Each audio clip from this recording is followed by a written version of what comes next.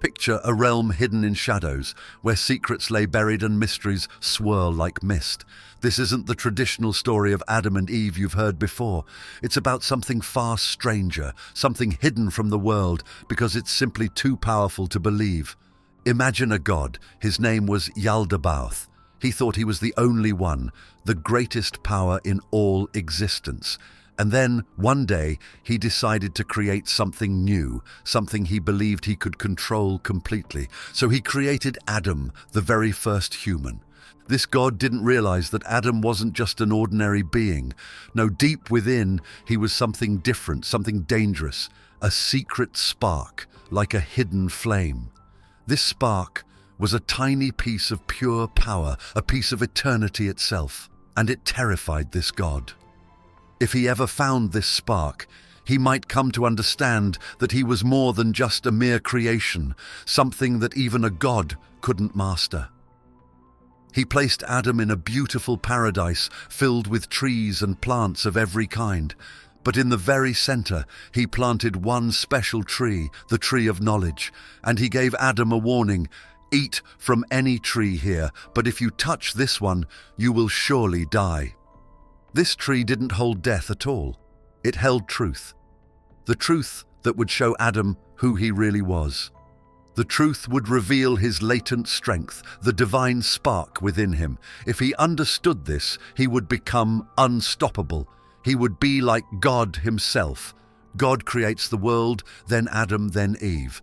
But there's another version, a secret one, that paints a completely different picture of who God is, who humans are, and why knowledge itself is so powerful.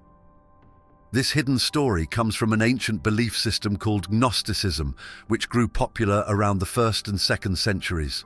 The Gnostics, whose name means those who know, believed in knowledge as the key to understanding life's biggest mysteries.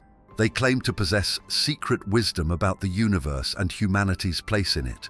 Unlike traditional Christianity, which portrays God as all-loving and all-powerful, the Gnostic view proposed a shocking revelation. The God of the Bible wasn't who people thought he was. According to Gnosticism, the being who created the physical world wasn't a benevolent, loving God. They called this being Yaldabaoth, a powerful but flawed God. This Yaldabaoth believed he was the only God, but he was actually a lower divine figure, not the highest being. Imagine a ruler so full of pride that he couldn't even imagine other powers existing outside his control. A Gnostic text named On the Origin of the World, among the Nag Hammadi manuscripts in Egypt in 1945, recorded this version of the creation story. Around 200 AD, those who saw these ancient texts as dangerous heresy likely buried them in jars to protect them from destruction. For centuries, the Christian Church labeled Gnostic texts as forbidden knowledge, and anyone caught spreading these ideas risked punishment or worse. Yaldabaoth, the Gnostic version of God, creates the first humans, Adam and Eve. But soon, he realizes something unexpected and terrifying. He didn't have full control over them. There was something inside Adam that Yaldabaoth hadn't planned for. The Gnostics believed Adam contained a spark, a tiny but powerful piece of divinity itself, one that Yaldabaoth couldn't suppress. This was the part of Adam that connected him to something far greater than Yaldabaoth, a higher, more powerful realm of light and wisdom. While traditional Christianity tells us that Adam and Eve's decision to eat from the tree of knowledge was the original sin, the Gnostic texts say the opposite. To them, eating from the tree wasn't a mistake.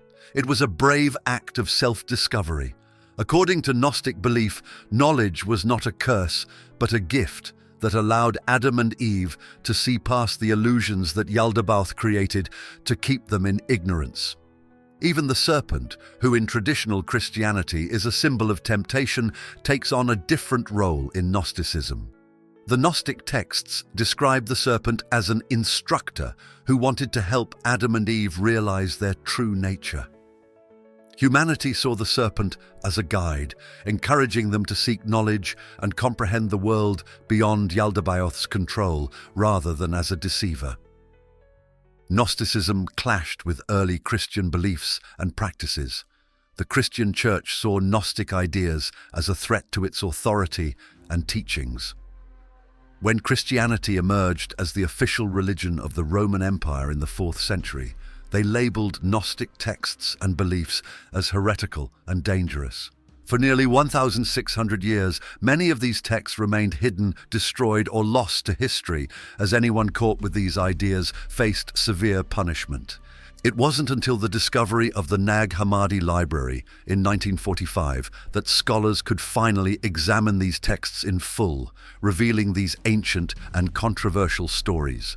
The Gnostic version of creation turned the traditional story upside down, challenging the very nature of God, the power of knowledge, and the true potential within every human.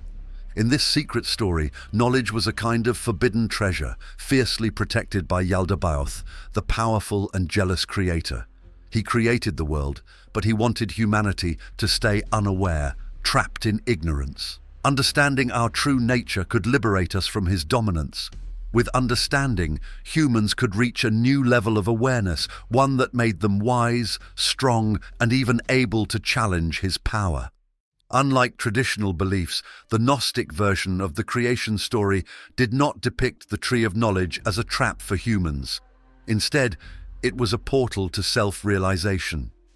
Eating its fruit would allow Adam and Eve to see beyond the surface, beyond what Yaldabaoth wanted them to see. It would make them aware of their own potential, their own divine spark. The traditional story punishes Adam and Eve for eating from the tree of knowledge. However, the Gnostic perspective views this act as an act of bravery. By choosing to eat the fruit, they didn't just disobey Yaldabaoth, they made a choice to understand themselves. This choice to seek knowledge wasn't a fall from grace, it was a step toward enlightenment. The Gnostics saw it as a moment of awakening, a chance for humanity to reclaim their lost power and rise beyond the limits set by the Creator. Every human being contains a hidden piece of the divine, a spark that connects us to a higher realm. This spark represents a part of us that is wise, powerful, and eternal, beyond the reach of any ruler, even a god like Yaldabaoth. Without knowledge, we can't access this inner spark. It's like having a treasure inside you that you don't even know exists.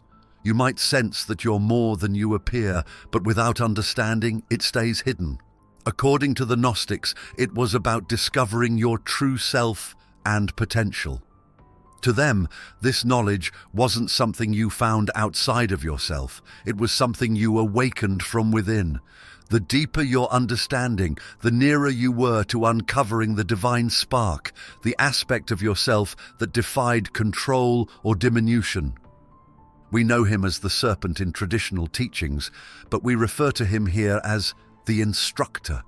The instructor's role was to guide Adam and Eve, helping them see that there was more to their existence than they'd been told. In Gnostic beliefs, he wasn't evil or deceitful. He was a teacher, showing them the way to freedom.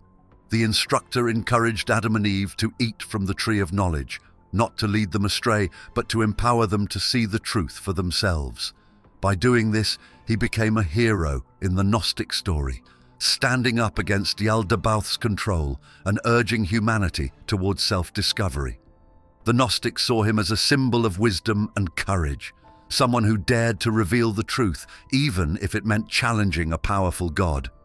This quest for knowledge wasn't just a choice, it was the only way to break free from the chains of illusion and ignorance.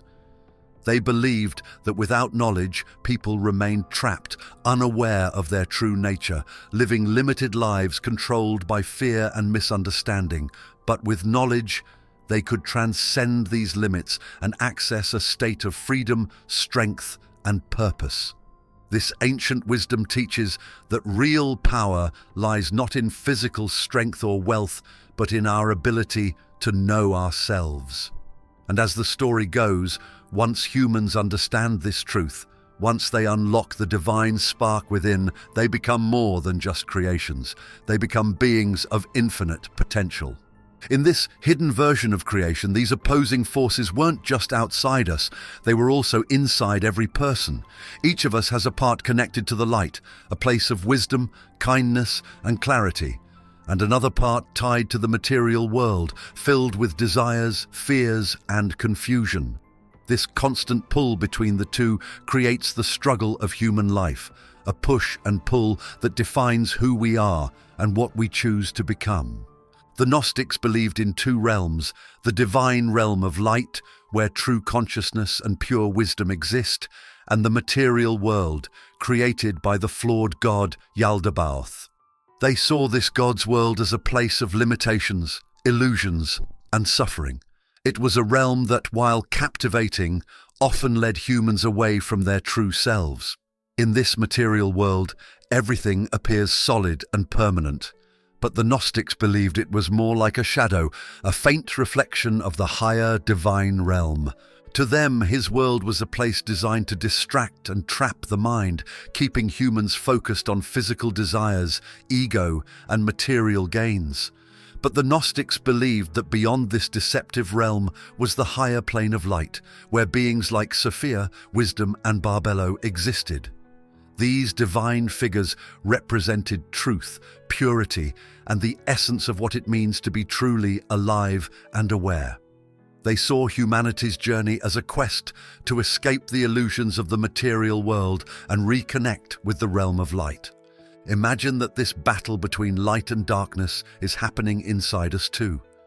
To the Gnostics, each person has a spark of that divine light, a piece of higher consciousness trapped within the limitations of the body and mind. The distractions and illusions of the physical world often cloud this spark, drawing it toward wisdom and truth. Yaldabaoth, the creator of the material realm, wanted humans to remain unaware of this inner light. By keeping people focused on material desires, he could maintain control. In Gnostic texts, this battle within us, between seeking truth and staying trapped in illusions, was humanity's greatest challenge. The more aware and conscious a person became, the closer they moved toward the divine, leaving the shadows of Yaldabaoth's world behind. This concept of dualism wasn't just about understanding two different realms, it was about learning to navigate them. For the Gnostics, consciousness was like a ladder. People completely absorbed by material concerns, unaware of anything beyond their immediate needs, occupied the lowest rungs of the ladder. Higher on the ladder were those who started to question the world and sensed that there was something more. The highest were those who had fully awakened and realized their connection to light and their divine spark. To awaken, one needed to overcome the constant pull of ego, fear, and material desires, the tools Yaldabaoth used to keep people distracted. This journey toward consciousness wasn't easy, but it was the path to liberation. Once a person could see beyond the distractions, they would begin to remember who they really were and their connection to something much greater than themselves.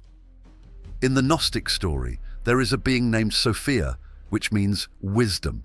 She plays a critical role in helping humanity remember the truth. Sophia, who exists in the realm of light, represents the pull toward knowledge, understanding, and enlightenment. Unlike Yaldabaoth, who tried to keep people in darkness, Sophia wanted humans to see the light within themselves. She was the one who, in the Gnostic texts, often intervened to help souls break free from the shadows of the material world and realize their true essence.